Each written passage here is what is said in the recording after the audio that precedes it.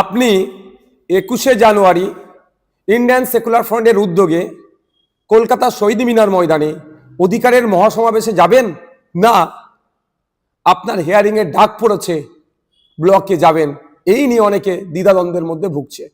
আমাদের অনেক নেতৃত্ব জানিয়েছে এবং অনেক সাধারণ মানুষ ফোন করে বলছে, ভাইজান কি করব, 21 তারিখেই আমাদের আপনার হিয়ারিং এর ডাক পড়েছে। আমি আপনাদের জানিয়ে দিই, আপনার নির্দ্বিধায়, কোনো ভয়ের দরকার নাই, 21শে জানুয়ারি কলকাতা শহীদ মিনারে আমাদের ডাকে যে অধিকারের মহাসমাবেশ হচ্ছে ওখানে উপস্থিত হন। আর আপনারা কি করবেন, তাহলে একটা চিঠি তৈরি করুন।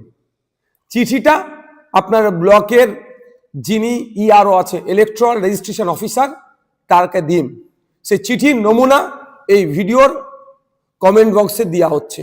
তারপরও আমি একটা ছোট্ট করে দেখিয়ে দিই, বুঝতে পারবেন চিঠিটা কিভাবে লিখবেন। প্রতি মাননীয় বা মাননীয়া ইআরও আপনার বিধানসভার নাম লিখে অমুক বিধানসভা, তারপরে আপনার জেলার নাম দেবেন, তারপরে কি দেবে বিষয়, শুনানির দিন পরিবর্তনের আবেদন, তারপরে মহাশয় মহাশয়া, মহাশয় পুরুষের জন্য মহাশয়, মহিলার জন্য মহাশয়টা দিলেন, আপনার নাম দেবেন, পিতার নাম দেবেন, পুরো ঠিকানা লিখবেন। তারপরে আপনাকে যে নোটিশটা গিয়েছে, নোটিশটা ধরে বাম দিকের মাথায় এমন জায়গায় নোটিশে লেখা আছে, নোটিশ নাম্বার দেওয়া হচ্ছে, ওই নোটিশ নাম্বারটা বসালেন। তারপরে কি লিখবেন, আপনার পক্ষ থেকে 21শে জানুয়ারি 2026 আপনার দপ্তরে এসআইআর বিষয়ে এই গ্যাপটা, এসআইআর এর যে কি কারণ আপনাকে নোটিশ ইস্যু করেছে, যে কারণটা আছে সেটা উল্লেখ করবেন। উল্লেখ করার পরে শুনানির জন্য নোটিশ পেয়েছেন, আপনাকে বিশেষভাবে অনুরোধ করছি 21শে জানুয়ারি 2026 বুধবার অনেক আগে থেকেই আমার একটি গুরুত্বপূর্ণ অন্যত্র প্রোগ্রাম রয়েছে। আপনি এখানে যা কিছু লিখতে পারেন, যা কিছু মিনস যে আমার একটা বিশেষ কাজ আছে, আগে থেকেই ছিল বা এখন ডিসাইড হয়ে গেছে, গুরুত্বপূর্ণ কাজ আছে, যে কাজটার জন্য যে আপনি তারপরে কি লিখছেন, আচ্ছা এই দিনটার পরিবর্তন করা হোক, নতুন একটি দিন দেওয়া হোক, যে দিনে আমি সশরীরে উপস্থিত থেকে এই হিয়ারিং বা শুনানিতে অ্যাটেন্ড করব। তারপরে ধন্যবাদ সহ আপনার সই করে দিলেন তলায়, যেদিনকে অর্থাৎ সোমবারই আশা করব, সোমবার কি মঙ্গলবার খুব বেশি হলে টার্গেট করবেন, জমা দেবেন, তারিখটা উল্লেখ করে দেবেন। দুটো কপি হবে, একটা ইআরও স্যার বা ম্যাডাম নিয়ে নেবেন, আর একটা আপনার কাছে থাকবে রিসিভ কপিটা। আপনি আসুন কলকাতায় আগামী 21শে জানুয়ারি কলকাতায় বেলা 11টার সময় শহীদ মিনার ময়দানে আসুন, আপনার আমার অধিকার বুঝে নিতে।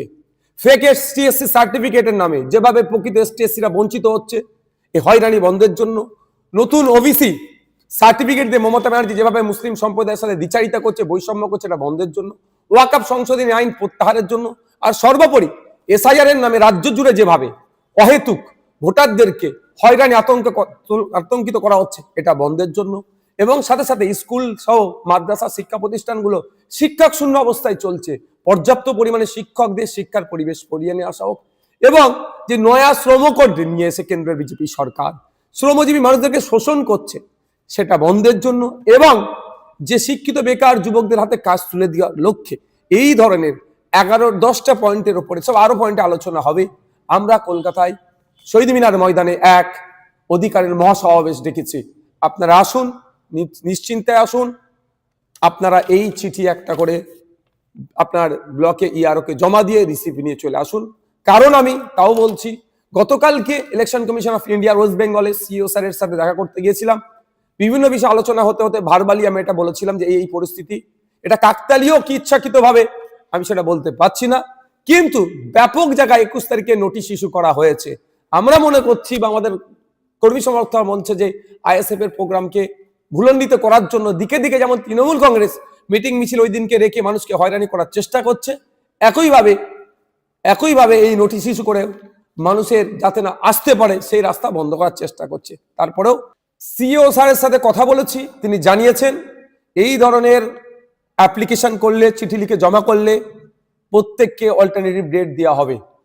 সুতরাং আপনারা নির্দ্বিধায় আগামী 21শে জানুয়ারি কলকাতার শহীদ মিনার ময়দানে অধিকার সমাবেশে বেলা 11টার মধ্যে উপস্থিত হবেন।